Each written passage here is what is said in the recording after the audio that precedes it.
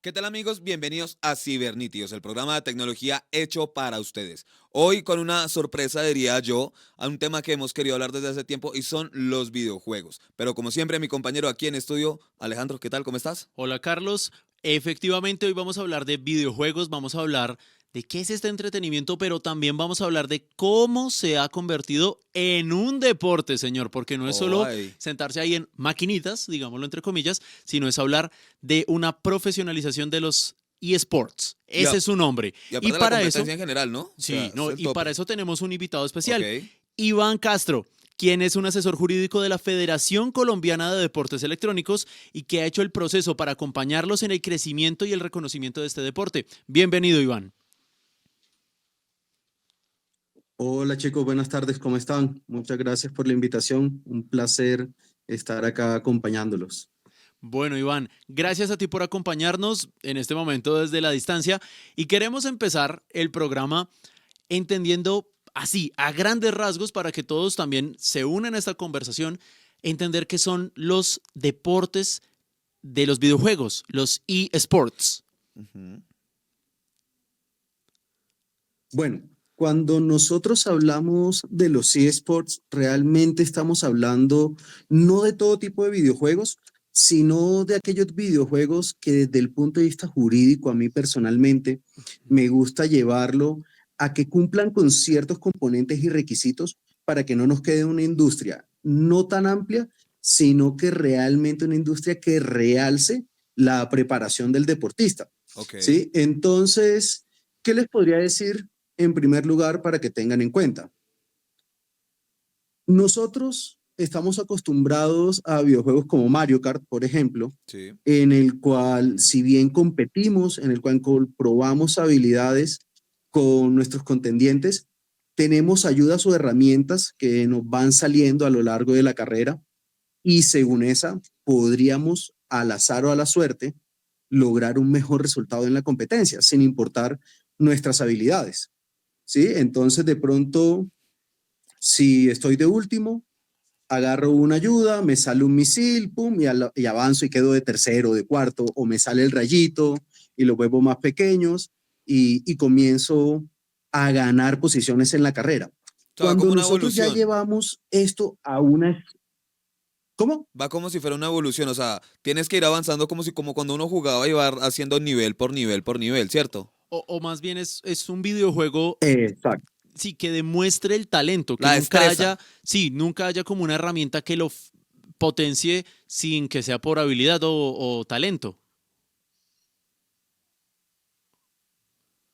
Exactamente.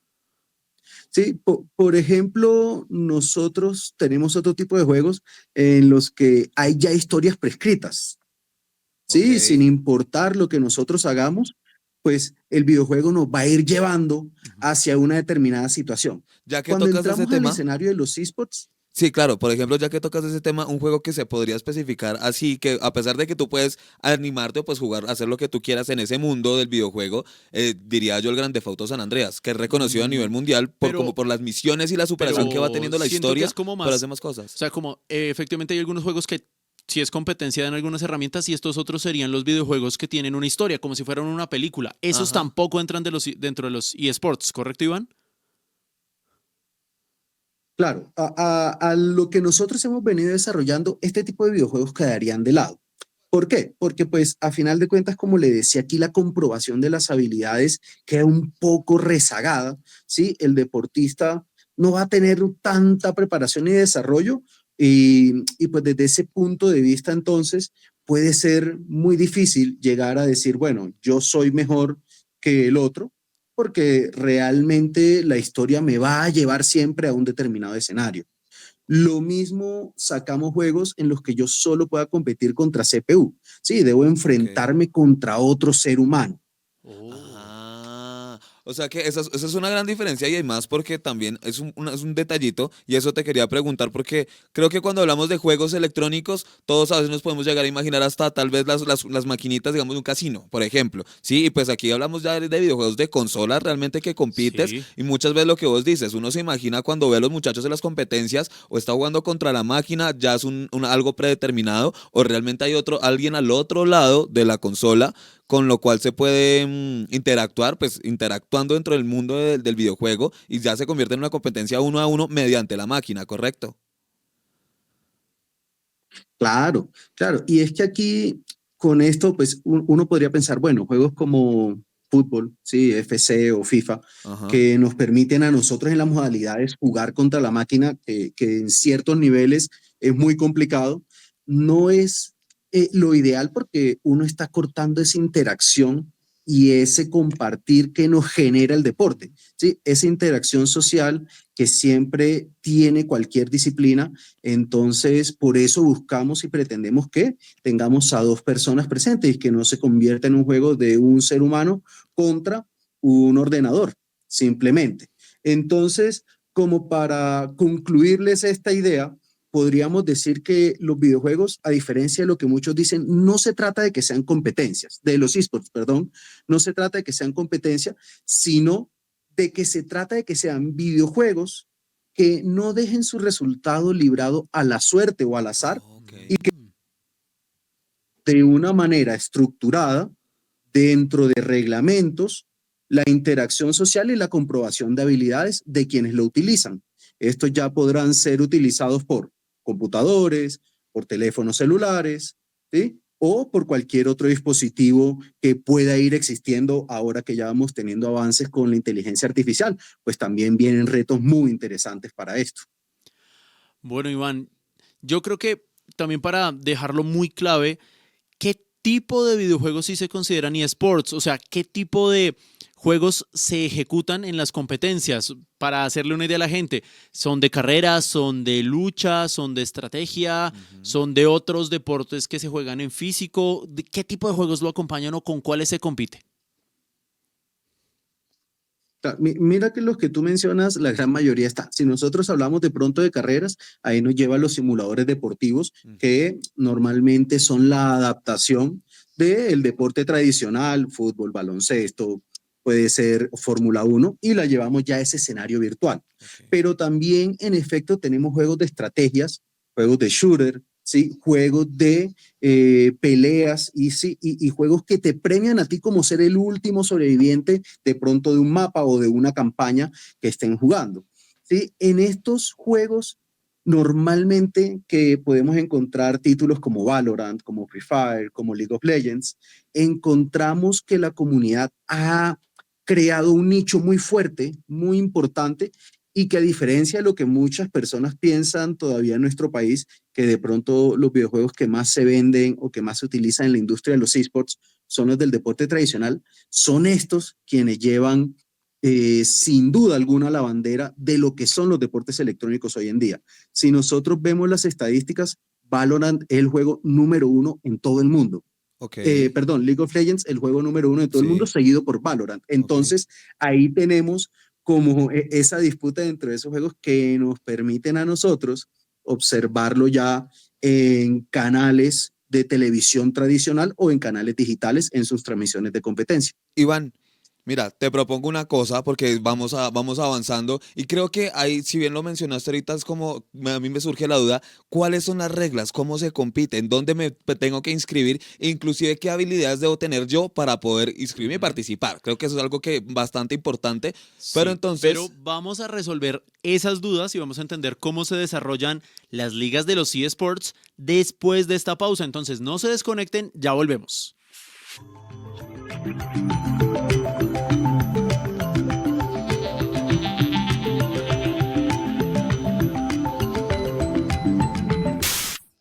Y Y estamos de vuelta en Cibernítidos, estamos hablando de eSports y les agradecemos que sigan conectados acá con nosotros. Para esta ocasión tenemos un invitado especial, Iván Castro, quien es asesor jurídico de la Liga de Deportes Electrónicos acá en Colombia, quien nos estaba contando un poco de qué es eSports, qué videojuegos participan dentro de estas competencias. Y para seguir explicándoles qué son los eSports, queremos entender, y le pido a Iván que nos explique cómo se estructuran las ligas, ¿qué orden hay y quiénes participan en estas ligas de los eSports?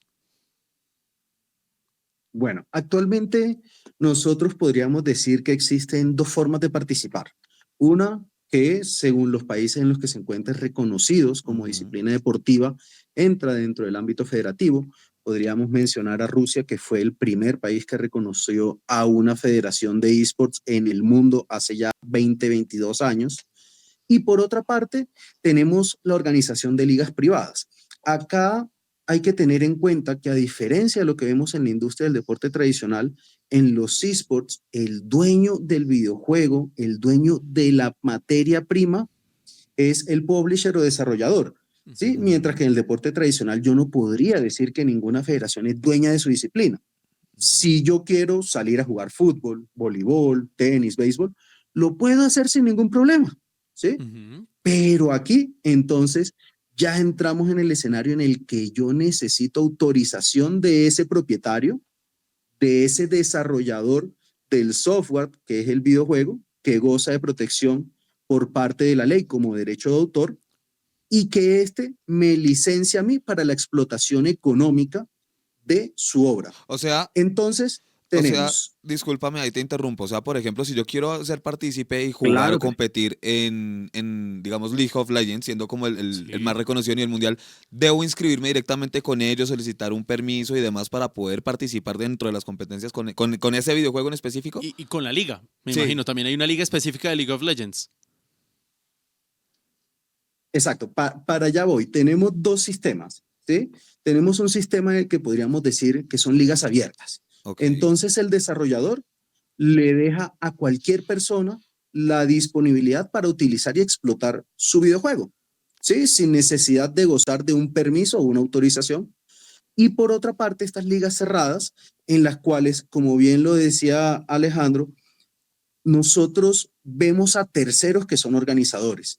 Estos terceros pueden ser una federación deportiva, ¿sí? En todo caso, una federación de videojuegos o de esports, y también pueden ser privados.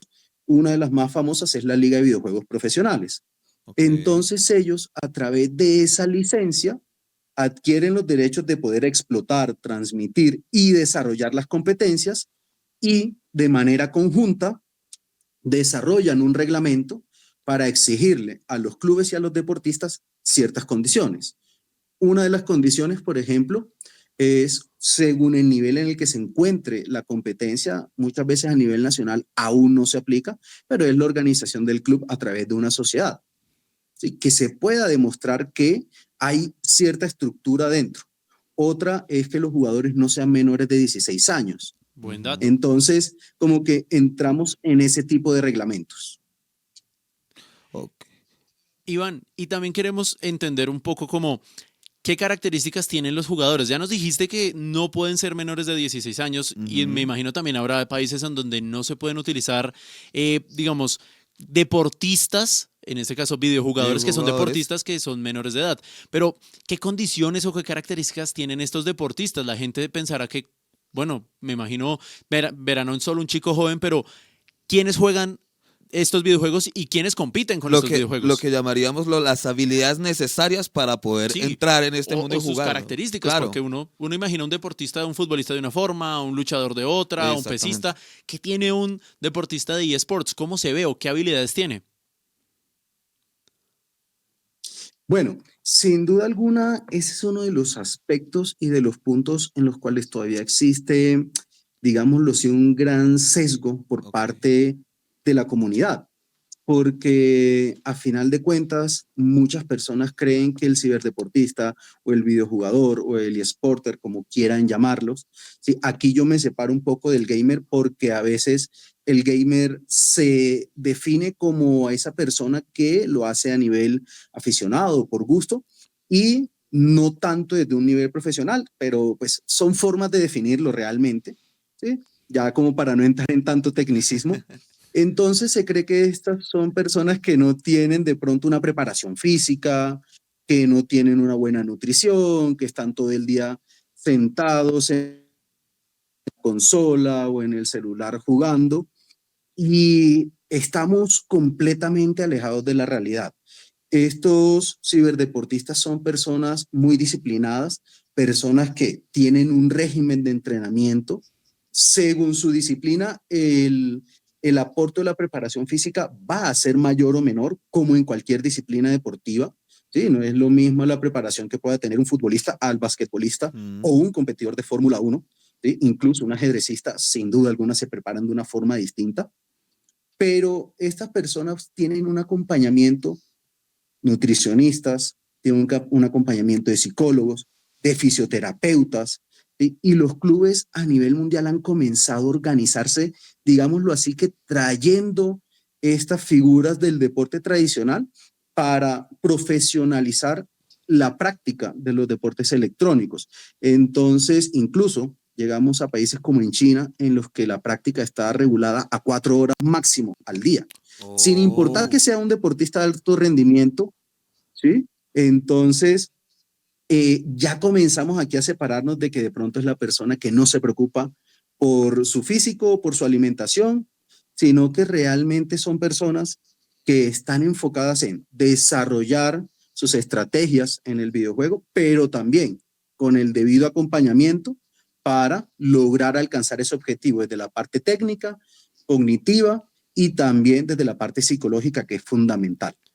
O sea, podríamos, para dejárselo claro a la gente, no es como el típico muchacho que uno veía en las maquinitas ahí en la calle, en las tiendas, ni tampoco la persona que es de la familia joven, normalmente, uno lo ve así, que está por allá en el cuarto jugando videojuegos con la consola y en el televisor, sino es gente que ha profesionalizado esta labor y este espacio, no de entretenimiento, sino también Y que se dedica a esto, que lo deportivo, haces es de por pasión profesional, también. atlético, Ajá. estratégico, nutricional. Es un tema bien concreto, pero yo creo que como ya nos pasó ahorita, el tiempo a veces es muy corto, entonces vamos a hacer una nueva pausa. Vamos a hacer un momentico de pausa con ustedes, pero ya volvemos más en Cibernítidos para entender cómo se desarrollan las ligas, qué se utiliza para jugar y cuál es la tecnología que envuelve todo lo que son los eSports. Ya volvemos.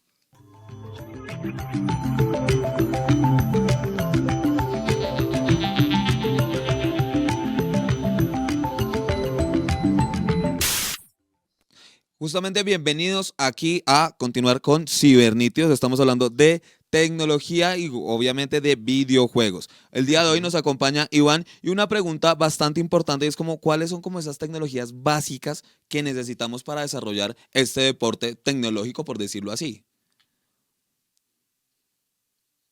Bueno, lo esencial sin duda alguna es una buena conectividad. Ujú. Ese también es un reto que se tiene como país. En comparación a otros países, todavía no tenemos una conexión a Internet muy desarrollada. Entonces, ese es el punto cúspide, ¿sí? Sí. A partir de ahí, ya las consolas, los computadores o los celulares que tengamos nos van a facilitar el trabajo. Bueno, y si, digamos, hablamos de temas legales, ¿qué normativas existen acá en Colombia? Porque ya existe la Federación Colombiana de eSports. Entonces, ¿qué normativas hay? ¿Quiénes pueden participar? ¿Cuáles son las reglas o cuáles son los límites?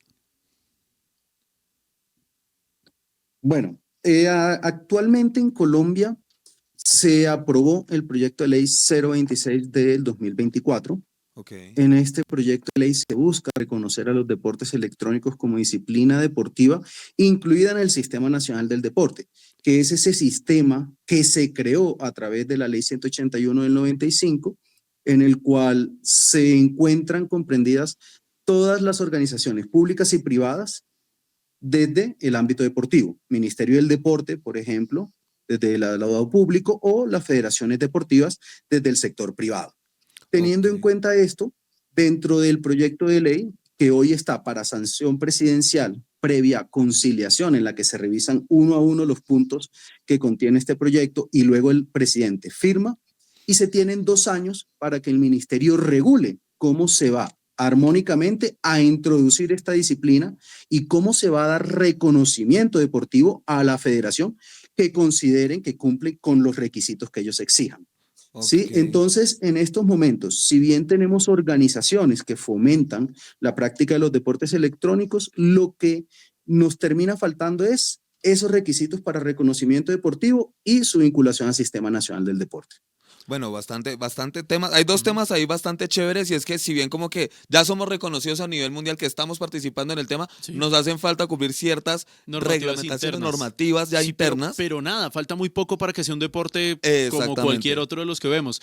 E Iván, para nuestros televidentes y la gente que nos acompaña, definámoslo. ¿Cómo se le explica a un papá que su hijo es un deportista en el mundo de los videojuegos, que es alguien profesional compitiendo en los eSports? Que no es solamente un hobby. Ujú. Bueno, sin duda alguna eso es uno de los aspectos más difíciles, más complicados, sobre todo con los cambios generacionales. Yo crecí en una generación en la que las consolas estaban creciendo muy fuerte y cuando uno jugaba tal cual como lo decíamos ahorita, se le decía, está jugando maquinitas. Sí. ¿Sí? Entonces se veía mal que uno jugara, ¿sí? Se veía como si fuera prohibido o que de pronto uno ya era un vago porque no quería hacer otra cosa, sino quedarse jugando así fuera un partidito o 2 horitas y listo, y ya, y apagaba la consola que tuviera. Entonces, sin duda alguna, romper ese paradigma yo creo que es mostrándole a los padres cómo ha crecido esta industria que genera miles de millones a nivel mundial y que, pues, a ver, tenemos una organización que día a día crece en la que, como lo decía anteriormente, busca brindarle un respaldo al deportista para que practiquen un ambiente seguro. ¿Sí? Respaldo desde academias, que por ejemplo la Federación Colombiana de Deportes Electrónicos tiene una academia en Cali, que Oh, en la qué página nota. pueden encontrarla, y ahí comienzan a formar a los jóvenes utilizando los videojuegos para que aprendan inglés. ¿Sí? Ok. Entonces ya ahí comenzamos a tener otro sentido. No es solo entretenimiento, sino también un sentido académico. ¿Sí? Y a partir de esto, también, si ya nos queremos llevar a un nivel profesional, pues sin duda alguna yo creo que todos los padres estarían felices si su hijo en una competencia se gana 2, 3 millones de dólares. No sé, creo que cualquiera lo celebraría, entonces Claro. con Ahí eso muy fácilmente podrían convencerlo. creo que eso ya se convierte en una gran motivación para los Sí. padres a que dejen a sus hijos vincularse un poco más en este mundo. Bueno, el tiempo desafortunadamente es muy corto para Muy todo lo corto. que tenemos que hablar, todo lo que tenemos que expresar. Más bien te propongo algo Sí. próximamente, Iván, y bienvenido aquí a nuestro set, a que vengas, nos acompañes aquí en las instalaciones del canal. No sé si podríamos agendarla y en parte también una breve despedida de parte tuya y Claro donde que puede sí. la gente vincularse a toda esta parte deportiva, donde pueden aprender un poco más. Claro que sí, con el mayor de los gustos, allá estaré acompañándolos.